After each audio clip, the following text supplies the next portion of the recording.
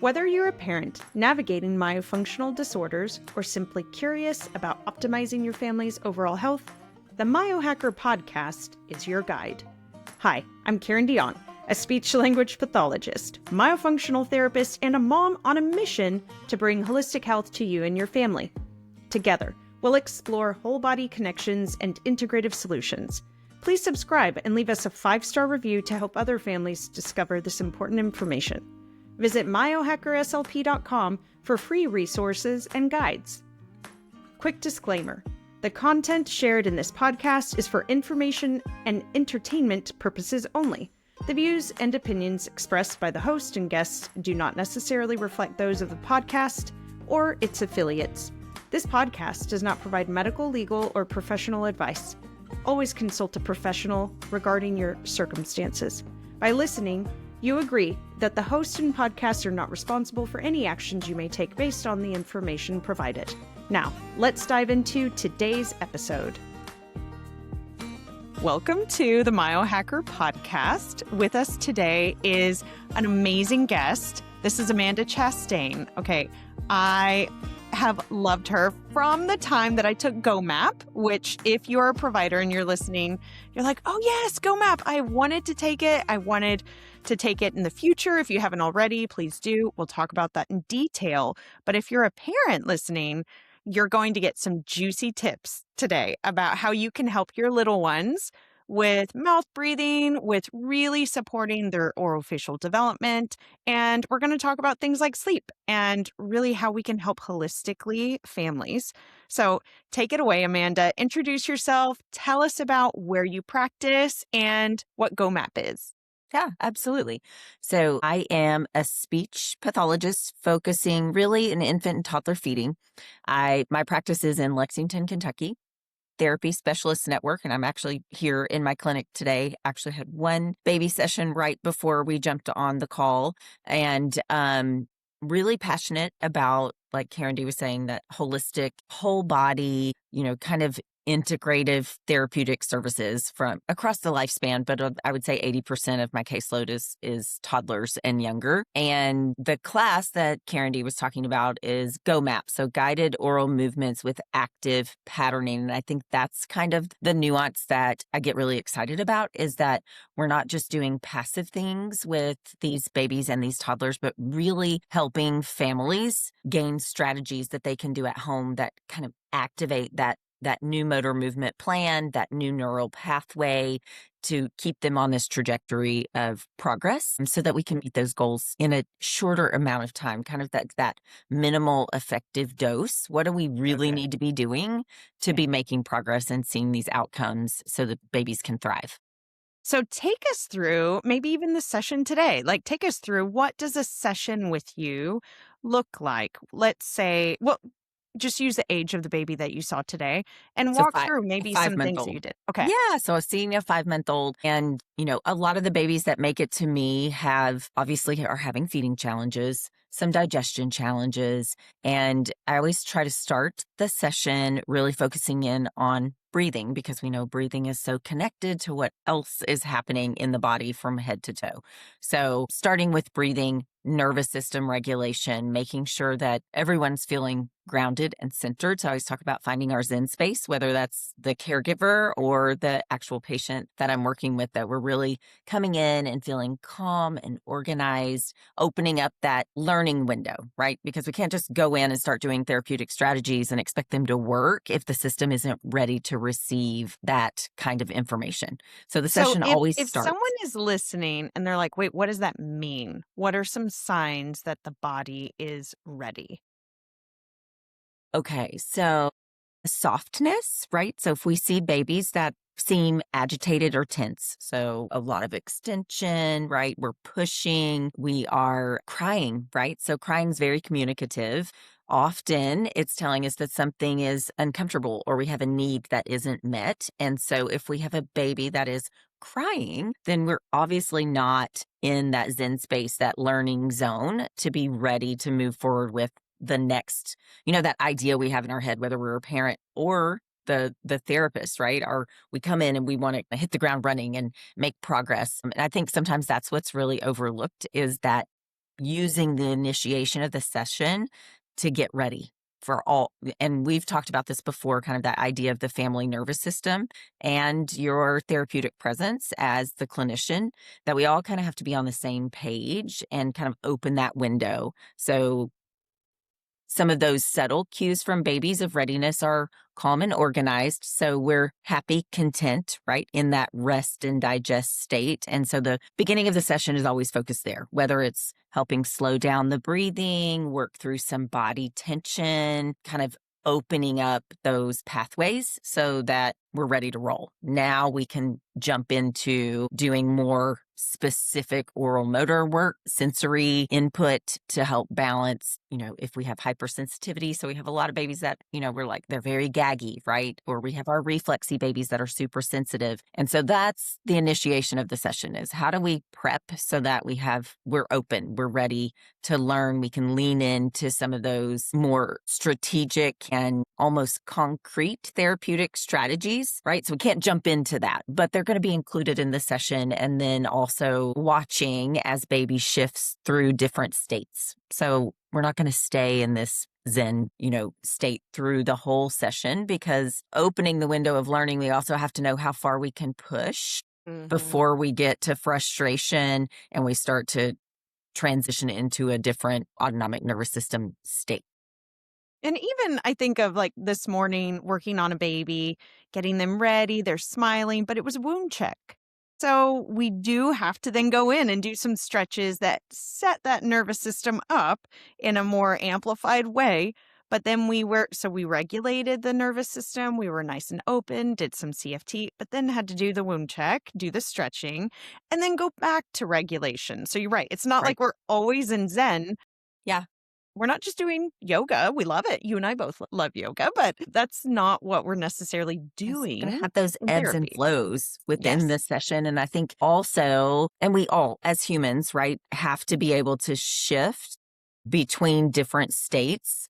That's how we build resiliency, right? And that also taps into neuroplasticity. So helping parents understand that a session is going to look kind of like a little bit of a roller coaster. We're going to have, those like be in bliss, and then we're going to push, and then we're going to have to figure out what strategies can we use to get them shifted back into rest and digest as quickly as possible. And that's actually one of the things on my readiness checklist pre-frenectomy. So you were talking about a wound check, and that's one of the things that I really focus on that has to be met prior to me giving, my readiness checklist to the release provider to say this baby is ready or this toddler is ready, is that we've practiced. What do we do when we have a spike in, those stress hormones, or, what's happening with cortisol? And then what are the strategies we know tried and true work for this baby to get back into regulation? Because otherwise we're not going to see good healing, or we're not going to see good skill progress. Or a freeze on the part of the parents because they haven't worked through, what do we do when we hit this wall? What is their response, their nervous system resiliency for that kind of expression where it can feel scary and unnerving? Absolutely. So Today you had a 5-month-old and you were talking about you looked for the signs of the body being ready, and then I interrupted you. What would be the next things that kind of you progressed through your session? Yeah. So lots of whole body movement, getting the vestibular system online, right? So we're doing some rolling. We might be doing some very gentle inversions, helping baby connect with, where's my midline? How do I move my body? What does this feel like? So that then when we go into our oral function work, that really specific oral function work, that's why they're here, right? Because we want to make progress on those feeding skills. So first we're setting up the nervous system to be ready for those things to happen. And then we're incorporating a lot of whole body movement so that they're grounded, right? They're grounded within themselves and within the environment that we're working in. And then we move into those specific oral function activities, whether it's face massage, intraoral input, suck training hierarchy, some of those things that I'm going to incorporate into almost every session tap into cranial nerve function and, what is the tension or state of the fascia, the flow of the fascia, what's happening with that. And then how do those things play a role into the muscle function or dysfunction that we're seeing play out in, say, the bottle feed. So today was a bottle feeding baby. So we did a feed during the session after we've done all this beautiful pre-feeding work to set them up to succeed. And succeed would mean like a transfer without a lot of air, without that discomfort, that tension, all of that kicking in, those kinds of things, which is exactly what we want. Right. So can you, without giving away secret sauce, what is maybe one like massage facial technique that people listening can kind of consider doing? Like what would that look like? Warming themselves up. Yeah. So like I talked about before, like what's the minimal dose that would be effective? And I think with babies, if we think about cranial nerves, but we also think about sensitivity, right? So what is that sensory piece that we're giving when we're providing facial massage? And also thinking about skin's the largest organ on the body. There's lots of receptors that we can really influence positively by tapping in with skin to skin. So I always have, if I'm using gloves here, I want the parents to be using bare hands directly on baby's skin because we're going to maximize the benefits.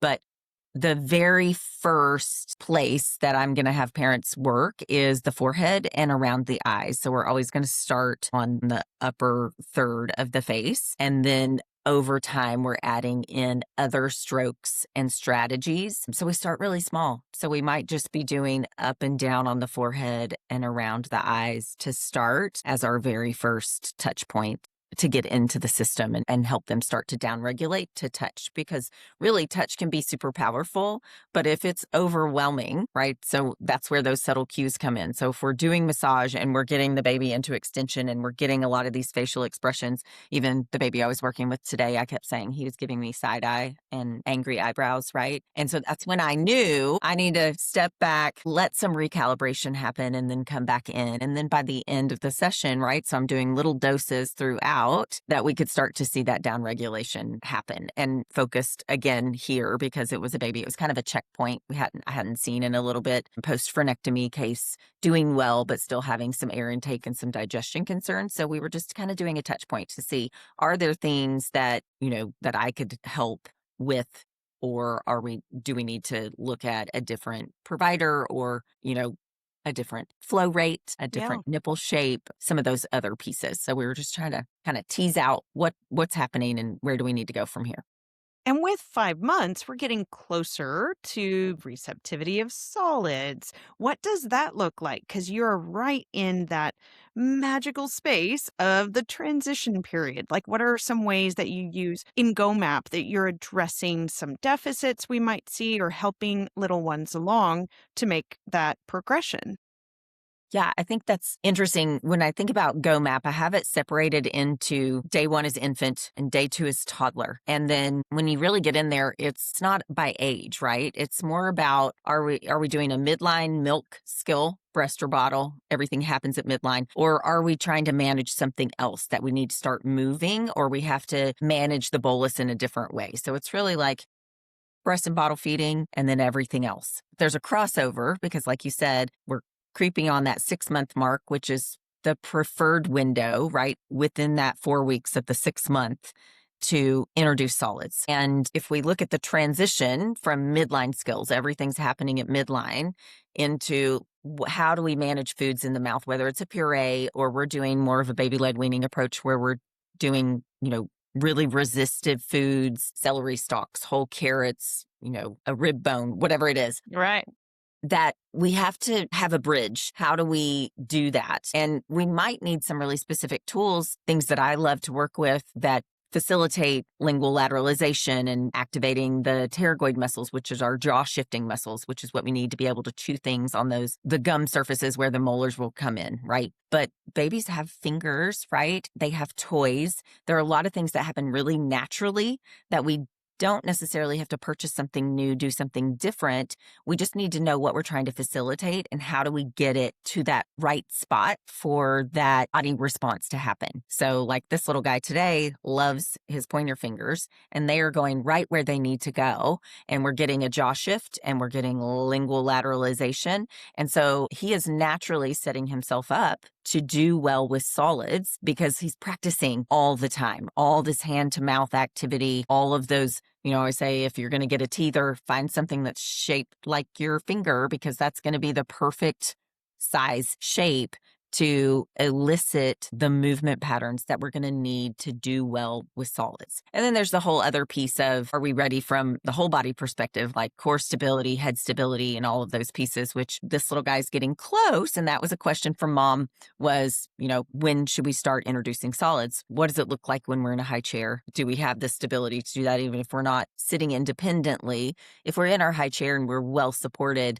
can we stay upright or are we still tipping? If we're in our high chair, can we start to bring our hands to mouth? Other, mouth toys, teethers, all of those things are going to come first. But that's kind of that bridge between those infant feeding skills into the toddler feeding skills where we really have different muscle activation and it's higher level, right? It's more intricate. It requires a lot more dissociation, which is starting to emerge with all of the, what we call teething, those really natural mouthing and exploration.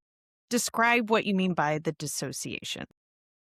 Okay, so dissociation, specifically for the mouth, for feeding skills, is can we move the parts independent of the other parts? So if we take the tongue, the lips, the jaw, the cheeks, and we look at them, can we open the jaw and wait for a bite to come in? Can we place something at the gum line on one side and the tongue will come over to meet it, but we don't have the head, the body, the jaw shifting. And so, or the eyes, I see that a lot. The eyes, yes, the eyes come to help. And so that dissociation is being able to do one part independent from the other, just like you would do with your fingers if you were tapping. So can we do those movements independently, but then also group them back together? Because that chewing and swallowing process happens super fast. So we talk about dissociation, but then we also have to be able to group them back together in a fluid muscle movement pattern for those things to go smoothly, for us to see that they can break down the food, they can collect it into this nice food ball in the middle of their mouth, and then have this nice wave, or what we call peristalsis of the tongue is what's going to take it back for the swallow. And so I know that's a big parent question is like, how do I know the difference between gagging and choking, and how long should my baby be gagging once we start solids? And obviously both gagging and choking are protective mechanisms. And a big part of that methodology within baby-led weaning, which I love. I actually do more of a blended or a hybrid approach because I think purees are really super important in the development of higher levels feeding skills too. So I don't want to leave them out, but those resistive foods make such a big difference in how the jaw develops and the face develops. And so we know that having even young babies chewing against resistance is critical, right? In that growth and development of the face and the palate. So let's make the case for purees, because I will see this sometimes that it's like, well, we were doing baby-led weaning, we've been doing all these things, and they come in and they're 9 or 10 months. And there is, well, I'll let you take it, but I'll say sometimes I see that we don't have this midline organization to handle these purees. So talk about that. What might be the reason for it? Might be the reason. Well, let's start with, okay, so if we're doing solid foods, our goal is that we can break them down into a puree-like substance that is collected back to midline to be swallowed. So if we don't have good organization and midline skills for puree foods, then it's going to be highly likely that we're also going to see challenges with bolus collection and bolus management. So like, how do we chew up the food and then get it to the middle of the mouth? That's the bolus collection, right? And is it cohesive or do we have it scattered all around, which we see pretty frequently with the kids that we work with, right? That are having challenges with feeding, don't know how to get it back to the middle. And then clearing the oral cavity. So we have to be able to get it to midline, and then we have to have all the right motor sequence happening so that when we do a swallow, that whole bite of food that's now a puree in the middle of the tongue is cleared. So we don't have to worry about, is there anything hanging out in there that could be an aspiration risk or could be something that we need to go in and make sure that is cleared. So I really feel like purees, and especially thinking of ease of transition into solid foods, it's a midline. Purees can be solely managed at midline. They can go in at midline. We can learn how to maintain that pureed bolus at the center of the tongue, and then we can practice that pattern of what's supposed to happen first, second, third, fourth. And then when we get foods that we have to chew, when they're broken down enough, we already know what to do. We already have that motor sequence. Yeah.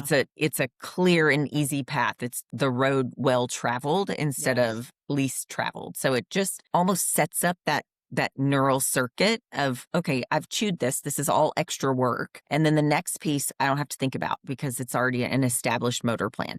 Which is so beautiful. So you're seeing that and of course we want these kiddos chewing, like you said, on their finger, on these teethers. So they're still developing that jaw strength, that organization to be able to then put together those pieces as they've practiced with those purees, chewing those foods up to become purees. Like it should all come together in that cohesive way because it's, keeping food at midline, that takes a lot of pressure. Like it's organization of pressures in the mouth. And that comes together with the cheeks, with the lips. If the lips are open while they're trying to swallow, that's where we often see like a tongue thrust because they've got to get a pressure somewhere.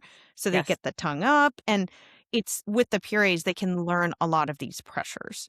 So talk about some of the tools. You said, like the finger is perfect, but sometimes we do need tools. What are the tools that you like to use? Yeah. So I love the hollow teething tubes. So, chewy tubes, they're hollow. They look like a silicone straw. There are different densities, right? So some of them are more malleable and some of them are more firm. Those are fantastic as teethers. I love to use them as a replacement for pacifiers and thumbs, right? If that transition piece can be into chewing, especially rhythmic chewing, because we know the body seeks rhythmicity because all of our systems have oscillations, their own rhythm, and we want them to all be in rhythm with the other systems, right? So I always say if there's one thing that's challenging, that's throwing that rhythm off, then there are going to be a cascade of effects across the body. So systemically, because all those little oscillations rely on the oscillations happening elsewhere. And so bringing in rhythmicity through chewing can help reestablish, right? Like, how do I find my midline? How do I get into my Zen space? We'll go back to autonomic nervous system. And that's why I always say everything's connected. But I do love chewing for multiple reasons, whether it's a pacifier habit, a thumb habit, or it's just advancing those feeding skills. Rhythmic chewing is fantastic. And I love unilateral chewing. So another thing that I love to throw in there is a MyoMunchie or a U-shaped silicone toothbrush, depending on where we are in our sensory responsiveness to things. So if MyoMunchie is too much, I might pull back and use something different. But that's going to be bilateral chewing. So that's going to be a munch chew pattern, much like we see in our phasic bite reflex response, where if we're doing unilateral chewing, that's where we're really getting shifting of the jaw and the tongue is going to follow. So if we want the tongue to lateralize to help stabilize a bite on the chew surface, then we're going to need to do unilateral chewing. So I use those all the time. The hollow teething tubes are one of my favorites. And you can use them for, intraoral pressure. You were talking about generating intraoral pressure. So I'll use it for that also, even with these, 6-month-olds that are just learning to transition over to purees or solid foods. So what is your response, going back a little bit to the purees, because we see this all the time where it's like they're having difficulty with formula or breast milk. So how about if we put them on a rice cereal? Usually we get this from pediatricians that they're like, let's just get them on a puree right now at 4.5 months. What is your response? Okay, so 2 things. The 6-month window that we were talking about earlier, like let's take those 4 weeks, and this is when it's this beautiful window of like introducing solids. One reason is the maturity of the gut. Yes, I'm so glad you went here. So when we get the recommendation of we're having trouble, we're reflexy, right? If we put some weight in that formula or that breast milk. So we put the whatever cereal is recommended. Hopefully it's not rice, but usually it is. Yeah. Usually you're going to get the rice cereal recommendation, and it's coming before that 6-month mark. The cereals are not easy for babies to digest anyway, and especially when they're introduced early. So I'm not saying don't do cereals, but if you're going to do a cereal, do an oat. It would be a preference from my perspective. If we're looking at how the gut is going to respond, that's going to be a little bit easier to digest. And often when we start purees, I'm not bringing any cereals in as far as a recommendation from that first food perspective because of maturity of the gut. So when possible, I would choose other things first. Establish the gut and then bring those in if we feel like it's necessary. Right. And a big reason that pediatricians will often recommend this is because of the sleep, that babies are not sleeping. So this transitions perfectly into some of your holistic sleep training. So tell us maybe some things that you utilize in your practice when this recommendation is coming because of the sleep quality being affected. So the top two things, I call them simple strategies. They're not easy, but they are simple, right? Are light exposure and grounding. Guys, this is why we're friends right This here. is why we're friends. Yes. Meaning that if your baby is struggling to link sleep cycles together, meaning they wake up frequently throughout the night. So you have a baby that's waking. Maybe they wake to feed. Maybe they wake to comfort suckle. Maybe it's not about the quantity of the milk, right? And I think our misconception is that a full belly equates to a full night's sleep, which, by the way, in the research, when they say sleeping through the night, it means 5 hours of consecutive sleep for the baby. So as a parent, keep that in mind. The 5-hour stretch is like, you can call that sleeping through the night. That's what they're researching when they're looking at sleeping through the night. But if you have a baby that's waking frequently, because we know, or maybe you don't know, did you know that babies are not born with circadian rhythms? These develop after birth, and there are some big influences on how they develop and when they develop. And so if a baby's not sleeping through the night, do we have circadian rhythms that are well established? And then do we have the ability to link sleep cycles together? And so if they're waking all the time, we can say no and no. So exposure to light, natural sunlight, is phenomenal in helping set up circadian rhythms or resetting circadian rhythms. And this goes across the lifespan. So like you and I could do this. Actually, we do this in our Yes. practice for ourselves, right? If I'm having Right. trouble sleeping, then I'm going to be like, I'm going to get out at sunrise and I'm going to get outside at sunset. So when the sun is closest to the horizon, that's when we get red light, which I think will be a nice segue into some of the other things we're going to talk about Yes. today. When it's closest to the horizon, you get that natural red light exposure, which is a beautiful supplement for circadian rhythms. So that's number one. And then the second thing is grounding. And so, I do this for myself. It's take your shoes off and go stand on the earth, right? Grass is my favorite, but it even works on concrete.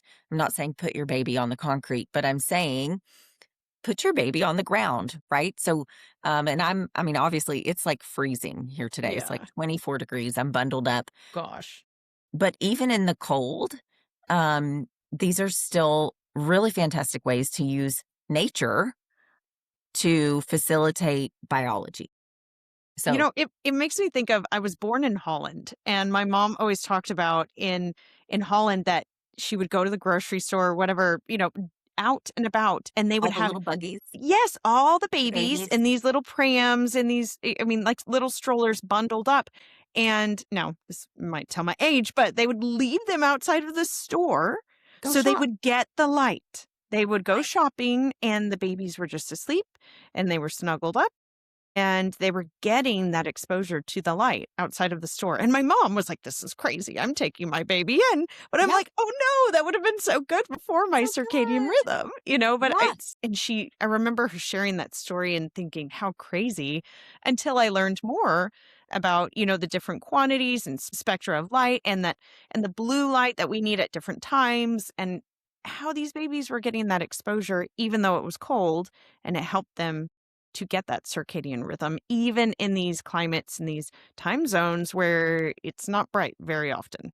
It's not bright very often, and it's cold, Right. but still, you're not going to be out there for a long time, but just right, a dose, just a Yes. touch, so, and sometimes just having that intention front of mind for these parents. Maybe it's not a daily practice, but it's happening multiple times a week, 4 times a Yes. week that we're outside. And then it also made me think of you when you said the babies, they're out there in their strollers, they're getting the light, but they're also getting the sound.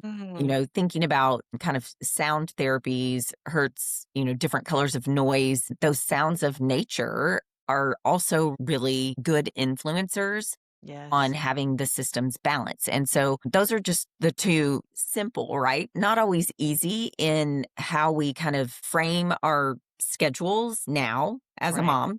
Right. But for some families, it works, and it works really fast. So I might tell them on a Wednesday and I'm getting a message on a Friday, they've had 2 days to wake up and have exposure to early morning sunlight. And that was enough to shift Yes. and to see a change. And so I think those things are really important, that we don't get too caught up in, especially for sleep. And this is, from that holistic perspective. Which we have. People aren't listening to this podcast if they don't have that. I'll just Right. annoy them. Maybe they are to get them riled up. I don't know. But moving away from that strict schedule, right? The wake windows and the sleep schedules and all of those things, and really leaning into your baby's cues. Like, are we waking? There could be other things going on, right? If you have a reflexy baby, you have a baby that's constipated, there could be so many things going on that we want to listen to, right? You don't want to just Yes. dismiss them and be like, no, this is when you sleep, and this is when you're awake, and this is when you feed. Because I don't know about you, my appetite shifts day to day. I might have one day where I'm ravishing and I want to eat all day long, Yes. right? I want to cluster eat. Yes. That's what our babies do, right? And then they might have another day where they're chilled to go an extra hour between feeds, or have a really big feed and then the next one really little, and they can just kind of flow through it that way. But yeah, I think tapping into some of those supports that are free, easily accessible, and highly impactful, right? So that's like high impact, low financial requirement. So we can all do that. And I think it's so important to I will tell people, I'll be like, give it like 2 weeks. Just see if you can do this for 2 weeks. And, if you see that face, I know like right now, it's just coming to mind of people's facial expressions. And I'm like, okay, if first thing in the morning, even though, guys, that is the most potent from a circadian rhythm standpoint to get all just the metabolism and that cascade of events, if that's like too far reaching, then get the afternoon. Start with that. Like really get that. That helps to start increasing just that melatonin production. Like things start to shut down, then be sure to like follow it up with darkening rooms and all of that. So we're not then getting a bunch of blue light. But it's really, okay, how can we incorporate it in a way that fits with their rhythm?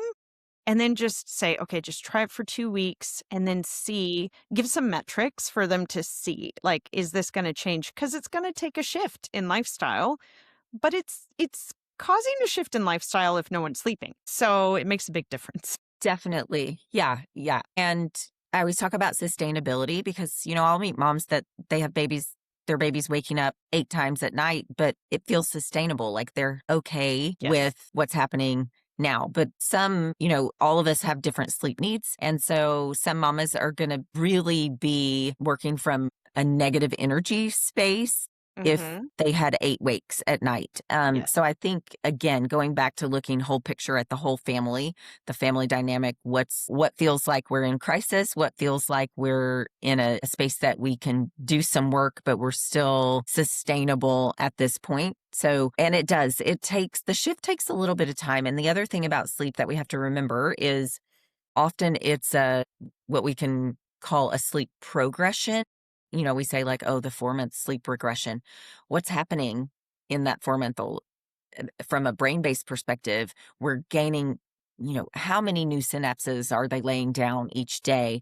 But anytime we're gaining a skill. So I always say, okay, tell me, are we learning to roll over?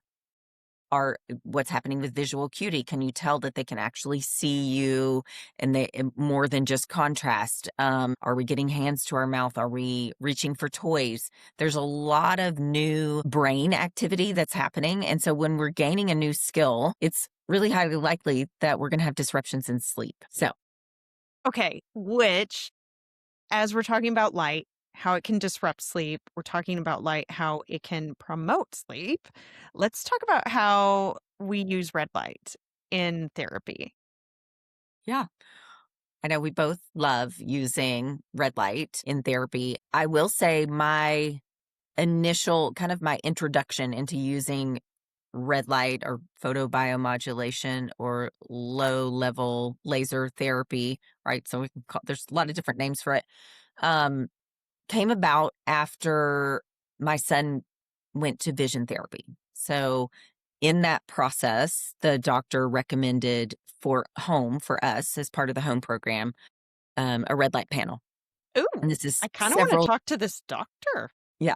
This is Ooh, several years ago. I'm going to okay. say like 5 or 6 years ago. And so that was kind of my first introduction to, and of course, then I'm like, okay, I'm going to order this, but then I'm also going to order like the textbooks and dive into the research and figure out all these things. So, like any other thing, I always try it on myself and I try it on my kids and then I bring it into my practice. And then my first like professional grade red light was one that I purchased at a more airway dental convention. So initially I was using it with my older patients for facial pain, temporomandibular joint dysfunction, headaches, some of those things. And then I started, reading more and more into the research. And so now I would say 80% of my sessions include red light therapy in some way, shape, fashion, or form.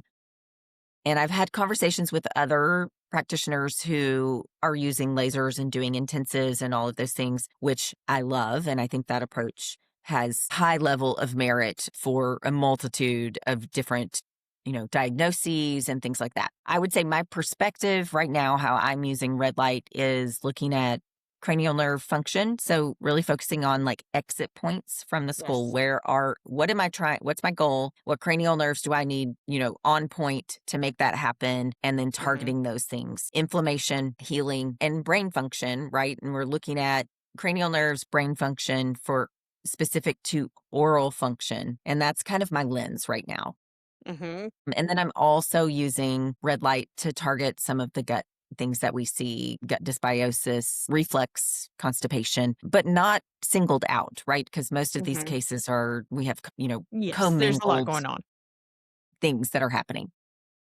Yeah. Absolutely. So it's often one of those, and we see some really great sensory regulation as a response to red light. So that is often something I'm going to do at the beginning of my session, which was one of the questions earlier is, what do you do if what does your session look like? Any of the babies that need some help with regulation. I have seen some really great response to having red light be one of the first things that we're doing in session, and then moving into some of the manual hands-on therapeutic strategies. And then we're going into specific oral function work. Which I love that you brought that segue of like, so you did the red light, kind of got the nervous system, mitochondria, everything primed and ready. And then the manual therapies, you're trained in CFT. So talk about how you use craniosacral fascia therapy, and you might even be trained in other modalities. I'm not even sure. But how do you use those in your therapy? Yeah. So I would say CFT, so craniosacral fascial therapy is incorporated after red light. So I feel like I'm using the laser to kind of nudge the fascia, right? Give a little nudge, open up our learning window. So we're looking at it from the sensory and that neuroplasticity, the energy, right? So we're looking at ATP in the cells and what that does for the learning window. And these are things that I'm seeing within the session. So if I do red light and then I'm going into a manual therapy. So if I'm doing CFT, and I have a really interesting story about this from last week, but that when you're hands-on, right, and we're feeling for those cranial movement patterns. So what's happening with the sphenoid bone, what's happening with the brain waves or that expansion and contraction, that it almost amplifies that. So one, I can feel it better, but two, again, that minimal dose of effectiveness, that window is shorter because it's opened up that ability to access what I need to feel and the ability to move through it more quickly so that we have time to do all the other things. So I've found it really helpful in that way, to kind of help modulate and turn on the systems. So it's like they're hyper aware and ready to Yeah. respond to that input and the energy. So that you and I energy. both talked about that because people will say like, well, it's too light of a dose. Red therapy, how can it really be making a lasting impact on the collagen or on any of these things? Like you would have to keep applying it. But you and I have both seen in our own practice, it provides a saliency. Like the brain perks up, it wakes up, and it's like, ooh, what is that? And in cases, let's say we have just low function, you suddenly are giving it juice. Like you're giving it some energetic support to be able to then acquire new skills, be open and receptive to learning.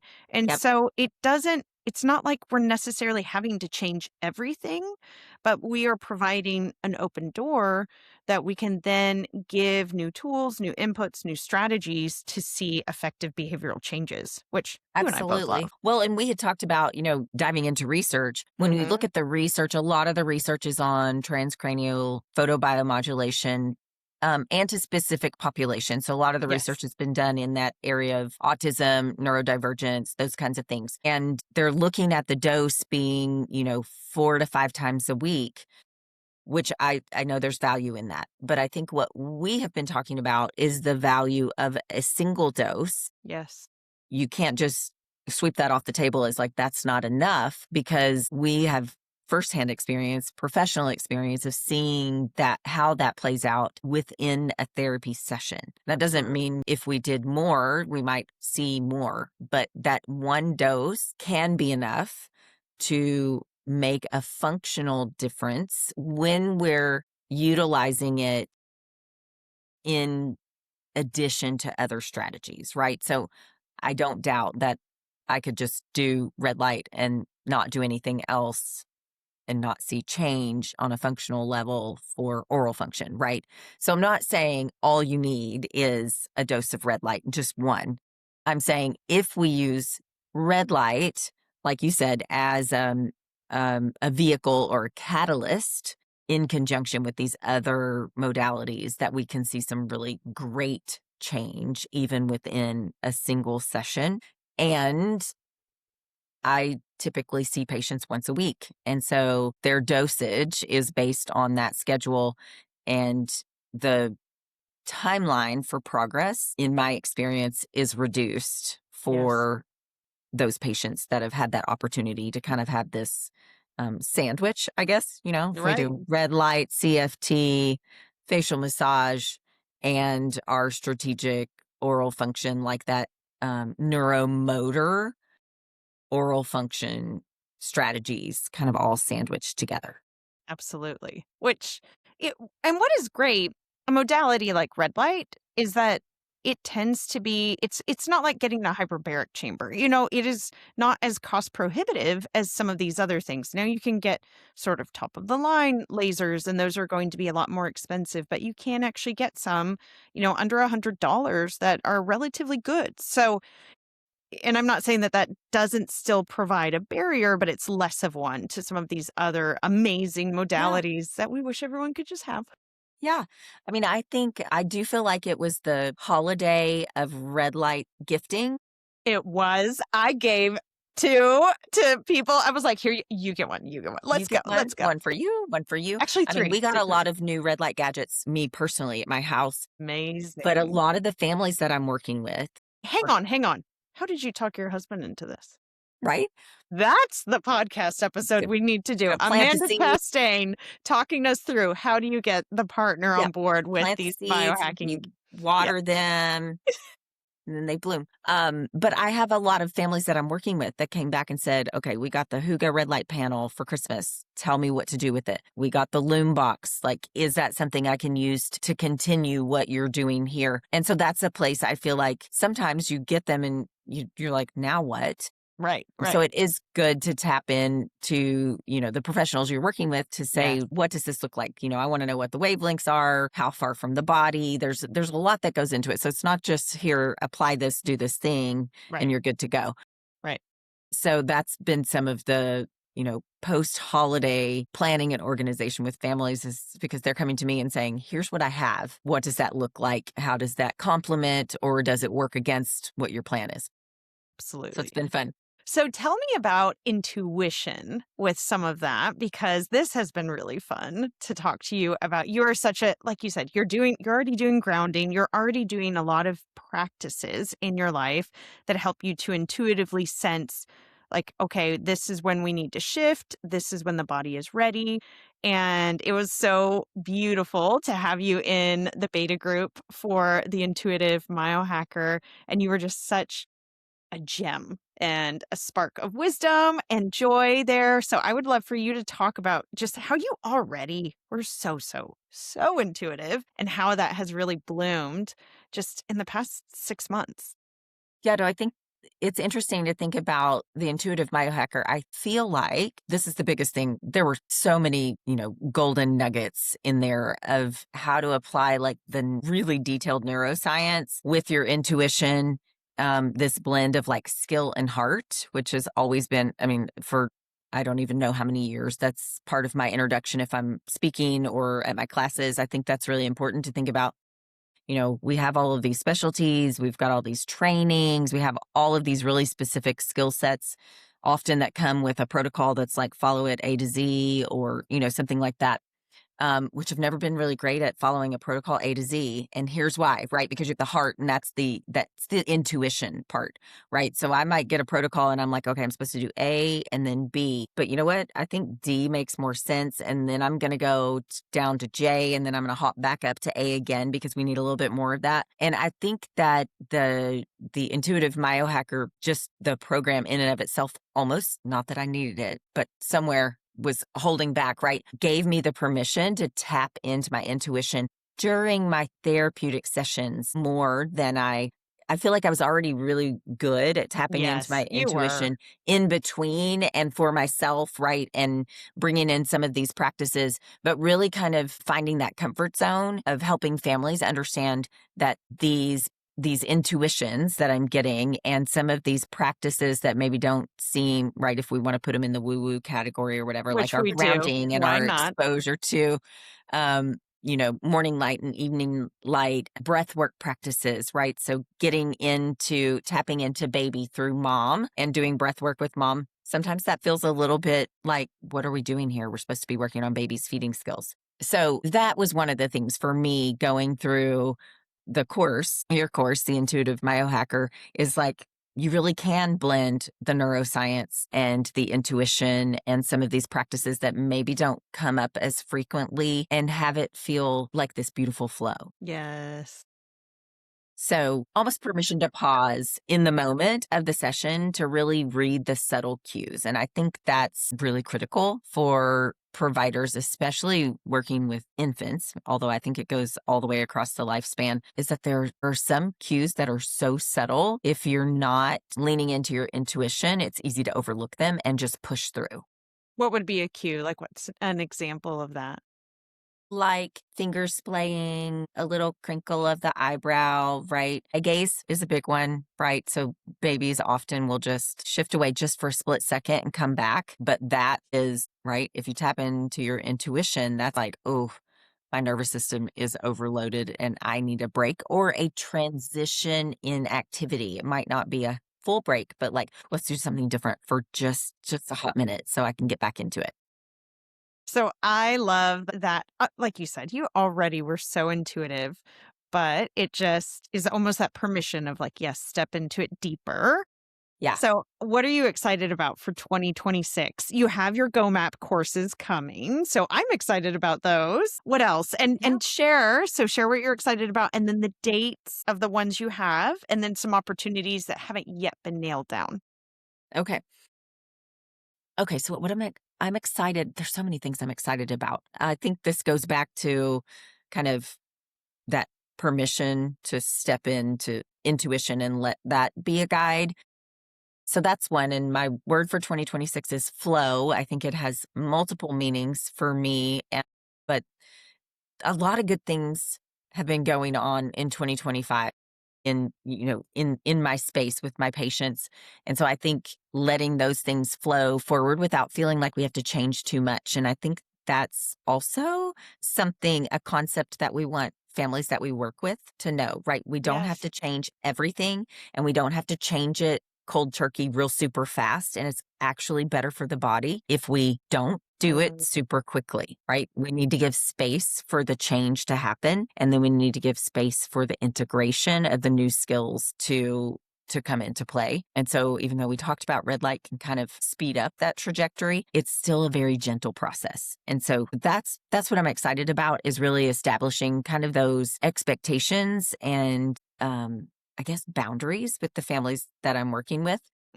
So I think that's super exciting. And then GOMAP, obviously, I always get excited about that. I have 2 online courses scheduled. It's the dates I've been doing for the last several years, being the first weekend of June and the first weekend of December. So that is June 5th and 6th, and then December 4th and 5th. And then I'm also going to be doing live in-person courses. And I get a lot of questions about like, which one should I do? So we'll talk about that a little bit. But the first live in-person is March 13th and 14th, and that is in Corinth, Texas at Rodriguez Speech Therapy. Rhonda is an amazing hostess. So if you are interested in coming to a live in-person course, that would be a fantastic opportunity. I think the biggest difference, I always tell people if they reach out and ask questions, is you have to know yourself. You have to know your learning style. And the online course, obviously, I have people that are like, this is fantastic. I felt like I got everything I needed. And then I have feedback that they're like, I wish I could have seen this in person. I wish that we had more time for this. The in-person courses are usually a smaller group, like, 20-ish. And we have an infant and a toddler demo come in for me to show some of the strategies in real time. And so I think that